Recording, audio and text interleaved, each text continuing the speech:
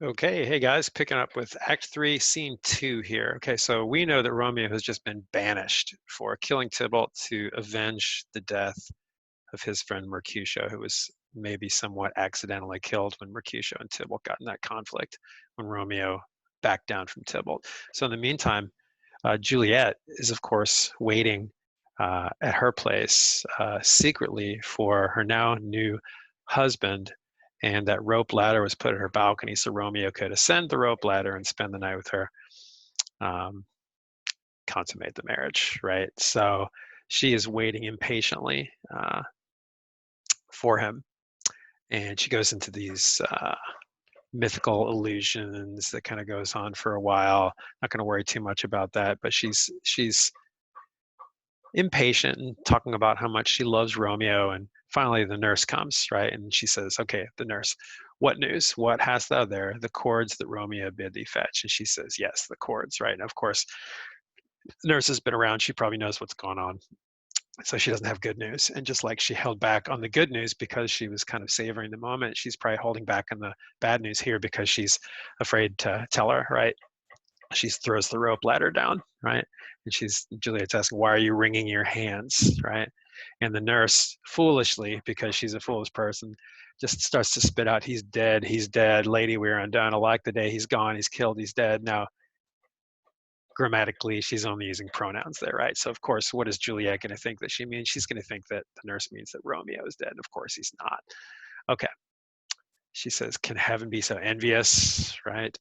Um, So has Romeo slain himself?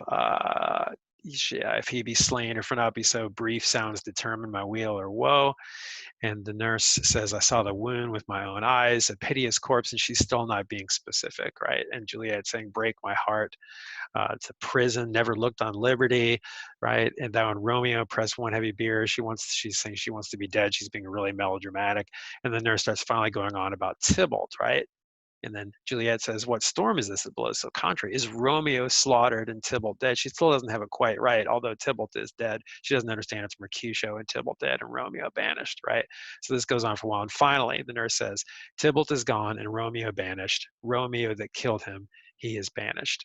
Okay. And then Juliet, horrified, says, did Romeo's hand shed Tybalt's blood? That's horrible, of course, because Tybalt is part of her family. The nurse says, alas, the day it did. And then she can't believe how horrible this is, right? There's so many things wrong with the situation. Um, the nurse is, of course, upset too. And she says, shame come to Romeo. And then Juliet says, blistered be thy tongue for such a wish. So they're kind of fighting here a little bit, right? Like the nurse is actually angry that Romeo did this, but Juliet can't have her saying that about him, right? What a beast was I to chide at him. And she says, will you speak well of him that killed your cousin? And rhyming back, she says, shall I speak ill of him that is my husband, right? Like, what's she supposed to do? Terrible situation, obviously. Okay, kind of moving on here. They're discussing it. Tybalt is dead. Romeo is banished. That one word banished, hath slain 10,000 Tybalts. Tybalt's death was woe enough. She's saying it's almost worse than anything, right? That he's banished, right? Now, why would she say that? Romeo is banished. To speak the word is thy father, my mother, Tybalt, Romeo, Juliet, all slain, all dead. Romeo is banished. There's no end, no limit, right? She's saying that's worse than anything because if he leaves and Juliet stays there, then it's almost worse than him being dead because it would be so torturous that she knows that he's out there. Right after they're married, they have to be separated, presumably forever, right? And again, unless she runs off with him, which is what everybody always asks, right? So she asks, where's my father and mother? And they say, they're, of course, weeping, wailing over Tybalt's corpse. Um, Nurse says, we go to them. And talking about Romeo exiled again. She says, go to your chamber. I'll find Romeo to comfort you. She knows where he is. Your Romeo will be here at night.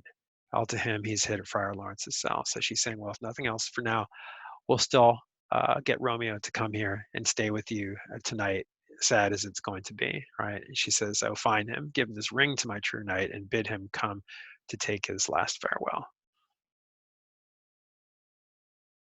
End of scene 2.